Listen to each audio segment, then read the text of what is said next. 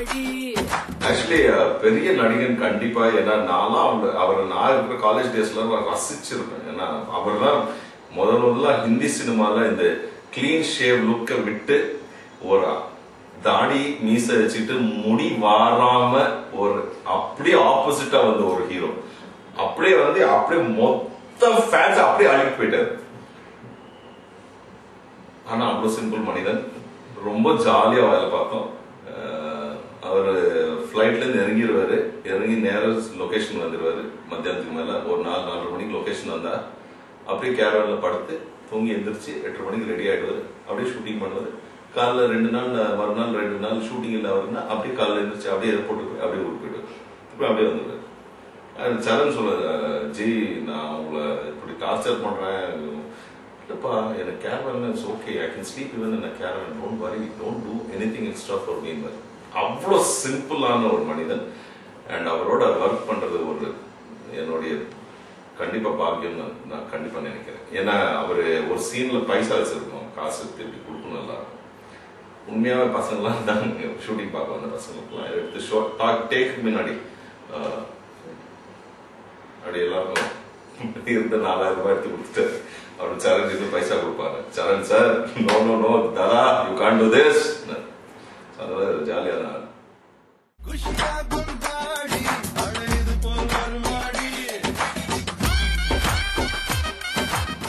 வர்ணம் வந்துட்டு ஒரு சாஃப்ட்வேர் கம்பெனி ப்ரொடியூஸ் பண்ற படம் sir.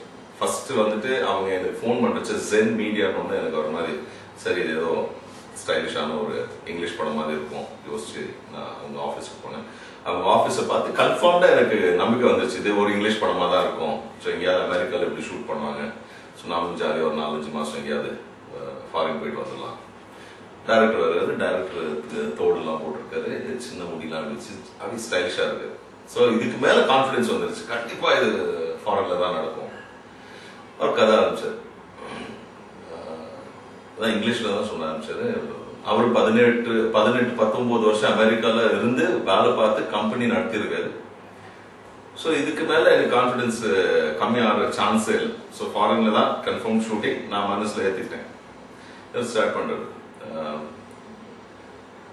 It's on a backdrop of Madurai சம்பத்துன்னு அடுப்பு இருந்துச்சு.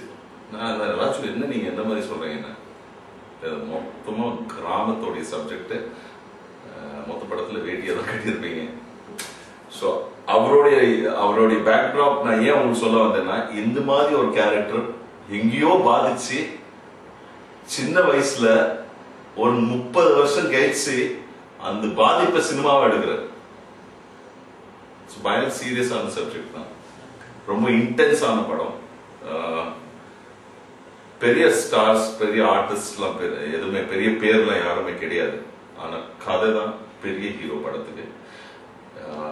எனக்கு இதோடைய இந்த படத்து மேல பயங்கர நம்பிக்கை இருக்கு. எனக்குன்னு இல்லை, படத்துக்கு, அது இல்லாம டைரக்டருக்கு. ஏன்னா ரொம்ப போல்டான சப்ஜெக்ட். இந்த மாதிரி சப்ஜெக்டை தமிழ் சினிமால இன்னைக்கு வரைக்கும் யாரும் டச் பண்ணதே இல்லை.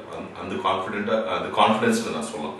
பொதுவாகவே எல்லாரும் சொல்லலாம் நம்ம படம் வித்தியாசமா இருக்கு புதுசா இருக்குன்னு.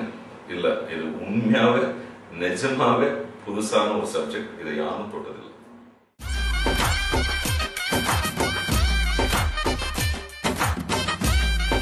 ஓகே, நீங்க படம் பாத்தீங்கன்னா உங்களுக்கு அந்த நான் ஏன் அந்த படத்தை ஒத்துக்கிட்டேன்னு உங்களுக்கு தெரியும். ஏன்னா இது வந்துட்டு ரெகுலர் ஜானர் சினிமா கிடையாது, ரெகுலர் ஹீரோ சினிமா கிடையாது. டிபிக்கலா இந்த ரீல்ல தான் ஃபைட் வரும், இந்த ரீல்ல தான் பாட்டு வரும், அந்த மாதிரி எதுவுமே கிடையாது. எல்லாமே வித்தியாசமா இருக்கும். எல்லாம் சிங்கிள் ஃப்ரேம் வித்தியாசமான ஒரு படம் தான் போர்க்களம்.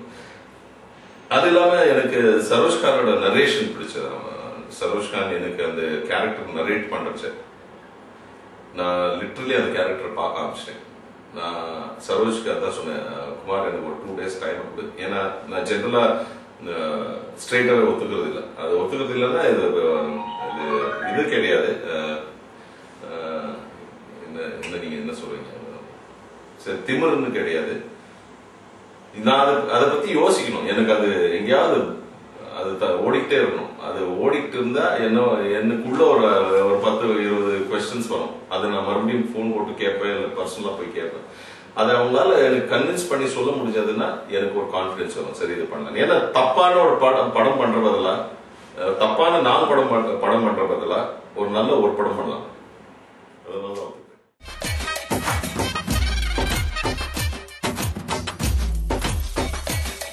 எல்லாமே கஷ்டம் தான் சார், எதுவுமே ஈஸி கிடையாது.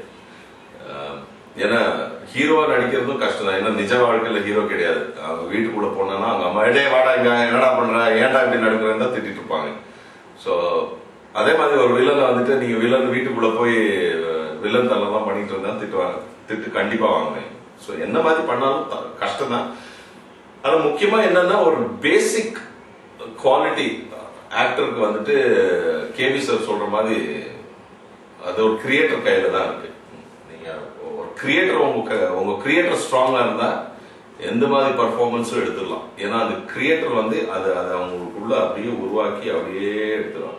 ஸோ இன்னைக்கு நீங்க பாத்தீங்கன்னா நான் கண்டிப்பா அந்த அந்த அந்த வகையில் வெங்கட் பிரபு ஏன் சொல்ல வரேன்னா, சரோஜா படம் பண்றப்போ ஐ மீன் இன்ஃபேக்ட் சரோஜாவுடைய ஸ்கிரிப்ட் பிரபு எனக்கு சொல்றச்சு நான் பண்ண மாட்டேன்ட்டேன். நான் இந்த படம் பண்ணலப்பா, என்ன நீ கடைசியில ஜெயராம் சார் வந்து வில்லனா இருந்தாருன்னா பின்ன வேஸ்டா போயிடுவேன், நான் அடியாளமா தானே இருக்கேன். நான் நீ அதான் பிரச்சனை என்னன்னு நீ இந்த பாயிண்ட் ஆஃப் வியூல பாக்குற, நான் பாக்குற பாயிண்ட் ஆஃப் வியூ வேற. நான் அதை உனக்கு எக்ஸ்பிளைன் பண்ண முடியாது, நான் விஷுவலா தான் காட்ட முடியும். நீ என்ன நம்புறியா இல்லையா சொல்ல, நான் உன்னை நம்புறேன் மச்சி, பட் நான் எனக்கு கான்பிடன்ஸ் இல்லையா, எனக்கு இதுல இருந்து என்ன பெனிஃபிட்னு தெரியல, என்னுடைய ரீச் என்ன இருக்கு இதுல. இது எல்லா கேள்விக்கும் நீ விஷுவலா பார்க்கறச்சு ஒரு பதில் வரும். அதுதான் சார்.